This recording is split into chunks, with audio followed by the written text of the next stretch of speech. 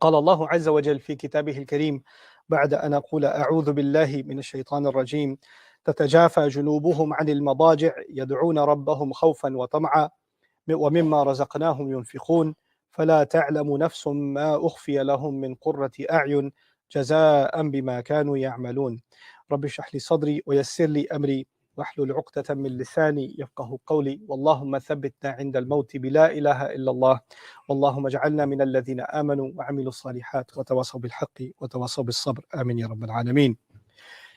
Inshallah, in today's khutbah, I'd like to talk about a question that I've been asked many, many times, and I think it's a great time to talk about this subject because we are now in the month of Ramadan, about which Allah Azza wa Jal has told us a few key things, and one of those things is an indication that this is a month of a lot of dua.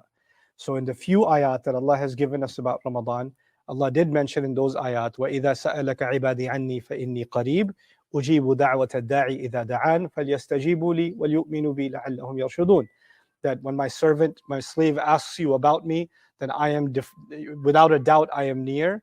I respond to the call of the one who calls, meaning the prayer of the one who prays to me, the asker, the one who asks of me. I'll wait for you to turn your phone off. Okay. فَإِنِّي قَرِيبٌ, so that I am near. I respond to the call of the one who calls whenever they may call. إِذَا دَعَانِ, whenever they may call me. So that indicates that this is a month of lots and lots of dua to Allah. And it's interesting that as I travel, especially over the last year, one of the most common questions I received, one way or another, was the same question, and it always had to do with dua. So I'm going to explain the question to you first, and then we'll try to wrap our minds around some things about the answer. So the question is something like this. I trust Allah, I believe in Allah, I pray to Allah, I ask Allah for something, and I've been asking for a long time for the same dua over and over again, and I just don't seem to get that prayer answered. Like Allah doesn't seem to answer that prayer. On the one hand, I find in the tradition that there's narrations like even if you ask for a shoelace, ask Allah. Right, so I'm not asking for much from the kingdom of Allah. I'm asking for something very little, and I keep on making dua for it, and it's simply not getting answered. So what is Allah telling me? Is He telling me to give up on my prayer? Is He telling me to stop asking for that thing? Or is it that just some du'as just don't get answered? How do I make sense of this when we hear Allah say that He hears every prayer and He's just not answering my prayer? So what am I supposed to think? So a few things about that I want to start off with. The first of them is humility. And I'm not saying that the people who ask this question lack humility, but I and you, all of us, need a reminder in certain things. Who exactly are we asking? We're asking Allah Azza wa Jal. And when we ask Allah, we are asking the King of all kings, and we are the lowest before Him. We are the ibad, we are the slaves, and He is the ultimate King. We have to have a humility in the way that we ask, and actually that humility goes further than any other king that one might ask. In the old times, people would go to the king and beg them for food or beg them for their land to be released or all those kinds of things, right? So the people who go and make the request, they know what they want. Like that's a very common thing to say, I know what I want. But actually the humility to Allah it requires a step further that you don't even require for anyone else. It's only with Allah. I have to admit that I don't even truly know what I want. I feel that I know what I want, but actually do I truly know what it is that I want? No. Allah teaches this lesson in humility multiple times.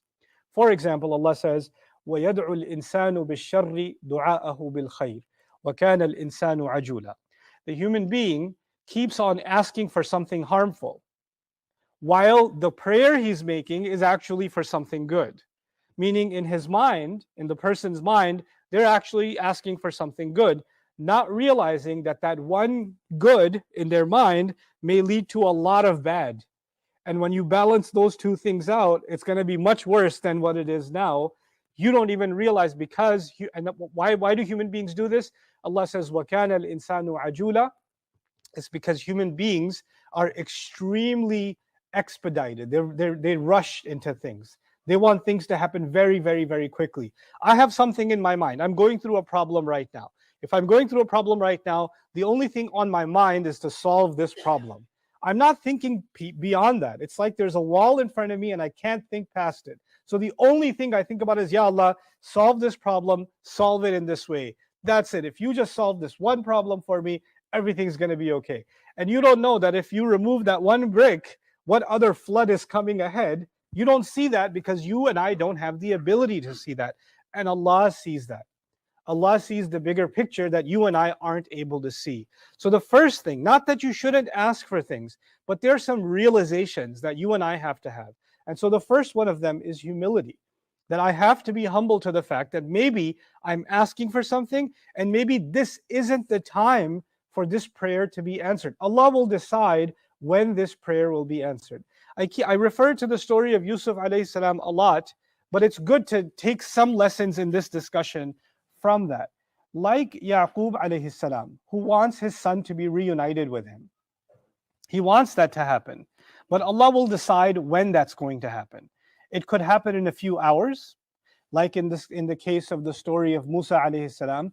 The mother lost her child. She put the baby in the basket, and the basket is a river that's going down the river, and it's ending up in the Pharaoh's palace. She doesn't even know that. But Allah decides that she should be reunited with her baby in a few hours. And in the same vein, Yusuf alayhi salam is separated from his father, and he's put inside of a well. A well is actually much more stationary than a river, and yet he's not going to be reunited with his son for many, many decades. There's going to be several years before he sees, and that all of that is part of the wisdom of Allah. When was it best for this family to be reunited? So sometimes we have our own plans, we have our own wishes. Of course, a father wants that he should be reunited with his beloved child immediately. Why wouldn't he wish that? Why wouldn't he pray for that? But Allah has a certain plan in His wisdom that He's put in place. So the first, again, the first recognition is that of humility, and a couple of other places in the Quran remind us of that. Like, for example, Allah Azza wa Jal says that عَسَىٰ أَن تُحِبُّوا شَيْئًا وَهُوَ شَرٌّ لَكُمْ وَعَسَىٰ أَن تَكْرَهُوا شَيْئًا وَهُوَ خَيْرٌ لَكُمْ وَاللَّهُ يَعْلَمُ وَأَنْتُمْ لَا تَعْلَمُونَ. It may well be that you really like something, but it's bad for you. And it may well be that you really don't like something, but it's good for you. And it's Allah, in fact, He knows, and you're the ones who don't know. That's what Allah says. Similarly, He says, وَعَسَىٰ أَن تَكْرَهُوا شَيْئًا وَيَجْعَلَ اللَّهُ فِيهِ خَيْرًا كَثِيرًا. It could be that you don't like something, and Allah has put a lot of good in it. So over and over again, Allah is comparing what I like with what Allah knows. Right? I like something, and when I like something, I get so confident, I know this is good for me. No, you feel this is good for you. I feel it's good for me is not the same as I know it's good for me. They're two separate things, and Allah separates those two things. That's a very difficult lesson to internalize because, when I have my perspective, it becomes my reality. What is not, commonly referred to nowadays as my truth. But we're constantly reminded to humble ourselves, even in terms of what it is that we like. Now, let's take this a step further. In the famous dua of istikhara, which many people are familiar with, a part of this dua is, in kunta ta'lamu, and if you're turning to Allah and you're saying to Him, if you happen to know, anna hadha al-amra sharrun fi dini, that this thing that I'm asking for is bad for me in my religion, wa ma'ashi, and in my livelihood, in my life, wa aqibati, and in my wa'aqibati amri, and in the final outcome of my life or my situation, meaning even though it's good for me right now, this might lead to much bigger problems down the road. If that's the case, then he says, the prayer teaches me to say, فَاصْرِفْهُ عَنِّي وَاصْرِفْنِي عَنْهُ. Then take it away from me and take me away from it. There's two parts to that dua. Take it away from me, meaning don't answer my prayer. Don't let me have it. And there's a humility in this dua. I don't actually know if this is good for me or not. So Ya Allah, you know better. And if this isn't good for me, Ya Allah, take this away. Don't let it happen. And not only don't let it happen, get my heart away from thinking about, I wish I had it, I wish I had it, I wish I had it. Just get my heart away from it. You're even asking Allah to guide your desire. You're asking Allah to guide what it is that you want. Ya Allah, make me stop wanting this. It's not good for me. So this is the starting point of today's conversation. The starting point is humility. And when I ask Allah for something, I have to have that humility. But let's take another step. Maybe even then, I persist in making some kind of dua. There are people like, for example, the case of Asiya radiallahu anha, right? Asiya is living with Fir'aun. She's literally living with Fir'aun. Some people say, I'm living with Fir'aun. She gets to say that literally, right? So she's actually living with Fir'aun. And she wants to get away from Fir'aun, and she can't. She can't get away from him because it's not like she can call the police. He owns the police. It's not like she can report him to the government. He is the government. It's not like she can run away into the country. He owns the country. She's got nowhere to go. So when she says, وَنَجِّنِي مِن فِرْعَوْنَ وَعَمَلِهِ, rescue me from the Pharaoh and rescue me from the things that he does, get me away from him, she's praying desperately for something that is immediately her need. She's suffering and she wants relief from her suffering. And many of us, you and I, many a times our prayers are about finding some kind of relief from some kind of suffering, right? That there's relief from suffering that we're asking for. And we know in her dua, what did she combine that with? وَنَجِّنِي مِن فِرْعَوْنَ وَعَمَلِهِ وَنَجِّنِي مِنَ الْقَوْمِ الظَّالِمِينَ. But right before that, she said, إِبْنِ لِي بَيْتًا فِي الْجَنَّةِ. Nobody actually made this prayer in the Quran except her. It's a unique prayer. My master, build me a home in Jannah. She says, build me a home in Jannah and rescue me from the Pharaoh. It's really interesting because it's almost as though she realized there is no building in this world that is safe for me. And he owns, we know one thing about the Pharaoh. The Pharaoh owns the most remarkable building structures, right? And people would look at those palaces and say, I wish I could live there. And this woman lives in one of those palaces, and all she wishes for is a different kind of building. She wants the building in Jannah. Ibni li baytan fil Jannah. وَنَجِّنِي مِن فِرْعَوْنَ وَعَمَلِهِ. So there's a realization that she may be, even though Allah can do the impossible, but she's also realizing it may not be possible. Allah's wisdom may not allow me to escape this castle. Ya Allah, at least replace this with a better castle for me. And don't, because I'm in his household. The other problem with her is she's living in his house. So when the Fir'aun makes a decision, he makes a decision to kill children, for example. He makes a decision to oppress or enslave people. Then because she's part of that family, you would consider her complicit, like she has a part in that too. She shares in the evil because she's in the household of the king. And so she's not just asking to be rescued from the abuse of Fir'aun, but she's also asking that his actions should not affect her relationship with Allah. Like she has no control over what he does. Ya Allah, rescue me from his actions because his actions are going to get him in a lot of trouble on Judgment Day. I don't want anything to do with his actions on Judgment Day. I'm cutting myself off, at least spiritually, if I cannot cut myself off emotionally or cut myself off physically. So the second thing we learn here is sometimes we may find ourselves in a situation that is impossible to escape. You might find yourself stuck with the Fir'aun. It might happen, and there's no way for you to escape. Then we find inspiration from the people who were stuck in those kinds of situations. What did they ask Allah? You know, there are billions of people in the history of the world who've made trillions and trillions and trillions of du'as, and Allah chooses some du'as to become part of the Quran. Very few, just a handful. So each one of those du'as is very, very important. And each one of those du'as represents solutions for millions and millions of people. So I have to identify, if I'm stuck in that situation, what dua might inspire me? Where might I find guidance? But then we have to take yet another step. And the other step is stubbornness. Stubbornness. So what happens with human beings, all of us, is that, you know, because the first problem was lack of humility. Well, when we lack enough humility to not know, to accept that I don't really know, then what happens is I know exactly what I want. For example, some woman says, I just need to marry that man. That's it. That's all I want, Ya Allah. That man is who I want to marry. Or some guy says, I just want to marry that woman. That's all I want, Ya Allah. I don't ask you for anything else. This is what I want. Or somebody says, you know, I just want, Ya Allah, just give me a son. You know, I already have 7 daughters. I just need one son. Just give me a son. And that's all I want. I know what I want. Just give me a son, right? So you have people that say, I'm just sure about exactly what I want, right? This is exactly the job I want. This is exactly the spouse I want. This is exactly the house I want. This is exactly the child I want, etc., right? Or even if you have a child, Ya Allah, I need to make my child a hafiz of the Quran. That's it. I just need to make him a hafiz. That's it. Ya Allah, this is all I want. Or I want them to become a doctor. This is all I want. So we have this desire, this wish, and now we are stuck in it. We are making dua for it. We are constantly pushing towards it in every single prayer. And when that's not happening, you wanted your child to become a doctor, and astaghfirullah, he likes math and he hates biology.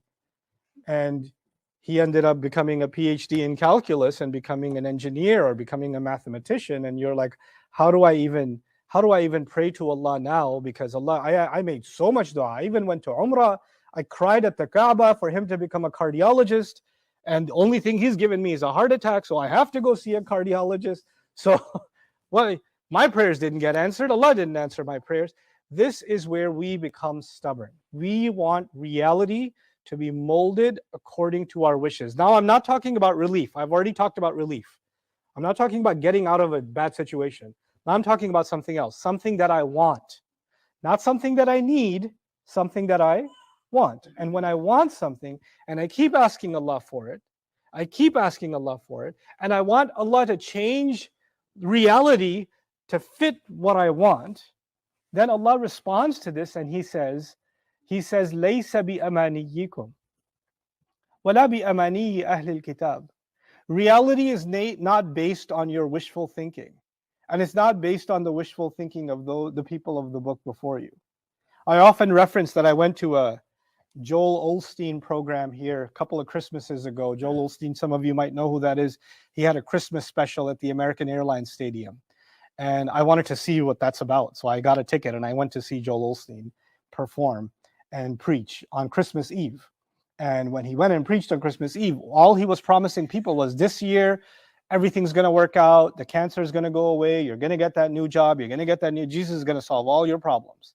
He's going to take care of everybody. And everybody's like, yes, sir. Yes, he is. Yes, he is. And they're all so happy that God is going to, for them, who God is going to answer all their prayers, everything they wished for. This is an ancient problem that I want to highlight and bring to your attention. In ancient societies, people corrupted the original religion that Allah revealed through prophets, and they turned it into something else. I like to call it consumer religion, just so you can understand what I mean by that. Consumer religion means I'm going to go up 10,000 steps on top of a Buddhist temple, and I'm going to take some flowers or some milk or something, and I'm going to put it in front of the statue. I'm going to pray for a new house, or the farm should be okay, or I don't get robbed this year or whatever. I take my wish all the way up to the statue, and I'm going to give this God something, and He's going to give me what I wish. Basically, it was a transaction. You do the prayer, the God gives you what you wish. So, you need the prayer to happen. You pray to the rain God, He'll make the rain happen. You pray to so it's constantly an exchange. I ask God, God gives me, or I ask the gods, and the gods give me, right? So it's constantly a series of wishes that we get. Now, even though in our religion we can ask for things in this life, like Asiya was asking for relief, or Zakaria alayhi salam was asking for a child, right? We're asking for things. If you actually study the overall picture of all the du'as in the Quran, if you look at all of them, we're always tying our prayers in this life to something that's coming in the next life. It's never separate. It's always connected in some way. We don't see this life as separate from the next life. Right now we're in dunya, later on we're going to deal with the akhirah. Nope. Everything in dunya is immediately, right now, connected to the akhirah. Immediately. So in all of my du'as, even when Zakaria alayhi salam, for example, asked for a child, he said, ذُرِّيَّةً طَيِّبَةً. ذُرِّيَّةً طَيِّبَةً. Give me a good child. Why is he asking for a good child? Because a good child will carry on doing good even after he's gone, benefiting him in the akhirah. Right? وَاجْعَلْ لِي مِن لَّدُنْكَ وَلِيًّا يَرِثُنِي وَيَرِثُ مِنْ آلِ يَعْقُوبَ وَاجْعَلْهُ رَبِّي رَضِيًّا. He's constantly asking for something spiritual, something that will benefit in the next life while benefiting in this life. The most explicit dua in the Quran, where you and I ask for something in this life, is actually Rabbana atina fid dunya hasana. Rabbana atina fid. That's the most explicit dua. And even then, immediately, wa fil akhirati hasana wa qina adhaban nar. Give us the most beautiful in this life and the most beautiful in the next life. And they're both fused together. Now, finally, when I was making reference to stubbornness, I want to just highlight one quick thing. Now, first of all, we're not a consumer religion. It's not like if Allah, I prayed so much that I should get 100 on the exam, or at least, ya Allah, just let me pass this exam. Let me just get a 65. Or I found out in Canada, you have to get a 50 to pass. So let me just get a 50 in Canada. Let me get a 65 in America. Let me pass at least. And then you get a 64. Or in Canada, you get a 49. You're like, Allah didn't answer my dua. That's it. I'm going to stop praying. I prayed so much and it didn't happen. What's the point of prayer? Yeah, if your religion was a consumer religion where you do the prayer, God's the one who gives you. If he stops giving you according to your terms, then you stop praying according to his terms. Makes sense? That's like a business deal. But our religion is not a consumer religion. Our religion came to teach us that we have been created by someone who put us here for a purpose, and we're going to go back to him. We're going to go back. So this is just a small episode of my life. There's a much bigger episode coming. And the ups and downs of this episode, these episodes in this life, I cannot allow them to ruin my relationship with him. Because that relationship is way more important than anything that's happening in this life. Way more important. That's the message of this religion. Because of that message, we don't become a consumer religion. But unfortunately, what's happened to us? We've essentially become a consumer religion. Most of our du'as are about things in this life. Most of our du'as. People call every masjid. Is tonight the 27th? Is tonight the 20th? Can you tell us which night the 27th is? Why are they? Because they're going to ask for forgiveness on the 27th. They're going to ask for guidance on the 27th. They're going to make tawbah on the 27th. They're going to do more ibadah on the 27th to please Allah. Or is it going to be, Ya Allah, just let me pay off the house. Ya Allah, let me just get my daughter married. Ya Allah, let me just get this job. It's always stuff in this world. There's always stuff in this world. So in a very subtle way, we have now started to disconnect our needs, our wants of this life from what we need in the next life. And we're slowly, without realizing it, becoming a consumer religion. And it's a scary thing to realize. And I wanted this to be the opening of our month of Ramadan, because this Quran came to actually connect us to Allah. And the fundamental way we connect to Allah is dua. The fundamental way. The first surah is a dua. Ihdina sirat al-mustaqim is a dua. And the kind of dua it is should make us realize what kinds of duas are we supposed to be making. Finally, on stubbornness, I keep digressing from it. I'll end with this. Is the notion of resilience or adaptability. And it's a big word, but I'll make it easy. Look, you wanted your business to succeed. You made lots of dua for the business to succeed. It flopped. It didn't work. Now you have two choices. You could sit and say, Ya Allah, I made so much dua, you didn't let it happen. What can I do? I don't even make dua anymore. I don't know why even bother. Or you realize that these obstacles that Allah created was for you to realize this is not the way, you need to try something else. And when you fail at that, you need to try something else. And when you fail at that, you need to try something else. You need to adapt to changing realities. Allah will put us in different realities, and the solution will not always be the same.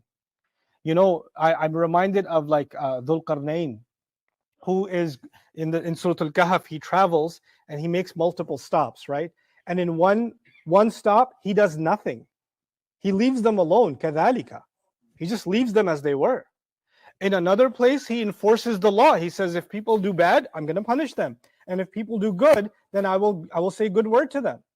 And in his third stop, his final stop, there's a huge band of evildoers coming. The Ya'juj and Ma'juj are coming. You would think he has a choice. He's already done two different things. One, he imposed the law. Two, he did nothing. Three, he says, no, I'm just going to build a wall, keep them on the other side. He didn't do A or B, he did C. What is that? What is that? Every situation requires a different solution. You don't have the same solution for every situation. He has to look at his resources, he has to look at the reality on the ground and make a decision. And maybe the thing you really want, and the thing that I really want, you're not looking at the reality of the situation. You're not practical. Make dua, of course, make dua for all kinds of things. But if you're sitting there making dua, Ya Allah, I'm 4'6", please make me 5'5" by tomorrow morning, then you're not looking at the reality. Then you don't come back and say, well, you can ask Allah for anything, so that's what I want to ask. Then you have a psychological disorder, not just a spiritual disorder, right? So we have to be, we ask Allah. We ask Allah within confines, within guidance, while at the same time using common sense. While at the same time using common sense. And I know I should be concluding this, but I'll take 2 more minutes. What I'm also reminded of is acceptance. Acceptance. You know, I met a doctor that really just changed my perspective so much. I met him in Denmark. He's a Muslim doctor. He's a cancer specialist. And he told me that, you know, because most people in Europe, they're not religious. They don't even believe in God much anymore. They just believe in nature, right? So some cancer patient will come to him. They tell him, you have a week, maybe 2 weeks left, right? Do you want to meet with your family? Do you want to stay in the hospital? Yeah, you know, take me off of dialysis. I'm going to go anyway. Let me just enjoy my few last moments with my family. That's what they'll tell him, right? I just want to go in peace. I lived a good life. I want to go in peace. Okay, this is the atheist. This is the one who doesn't believe in Allah. Just says, I'm going to go back to nature. I've been feeding from the earth. Now I can feed the earth. This is their hippie philosophy. Great. Then he gets a Muslim family.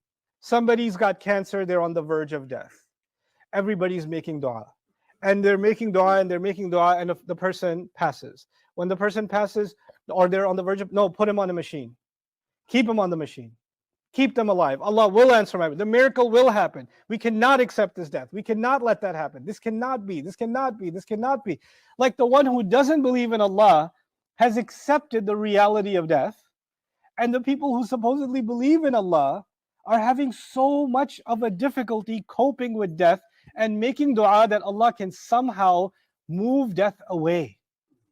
Remove death from the equation. Kullu nafsin dha'iqatul maut.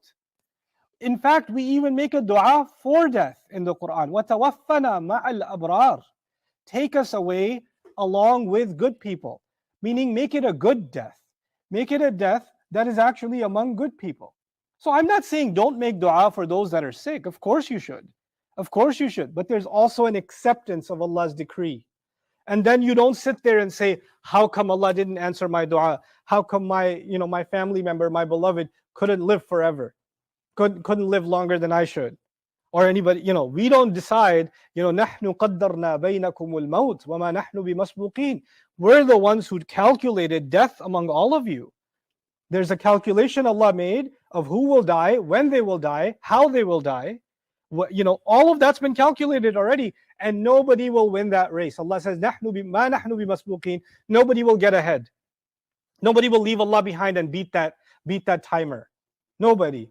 So then when we make these du'as, and then those du'as don't get answered, that go against the qadr of Allah, and then we lose faith, how could Allah do this? Why did Allah do this? How could we? And we have a hard time accepting it. Then we are forgetting who Allah is. My relationship with Allah is not just someone who answers my du'as.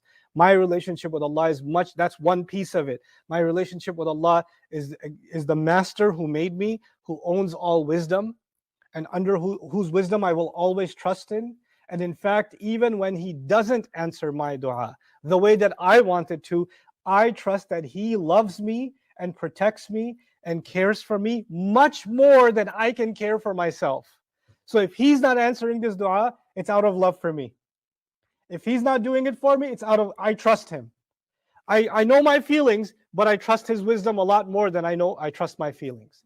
May Allah Azza wa Jal make us humble in our dua to Allah, sincere in our dua to Allah. May Allah Azza wa Jal give khair to all of us through our duas and accept them as sincere worship to Him. And may Allah Azza wa Jal not let and even an ounce of our trust and our reliance in Allah be questioned when our duas don't go the way that we were hoping.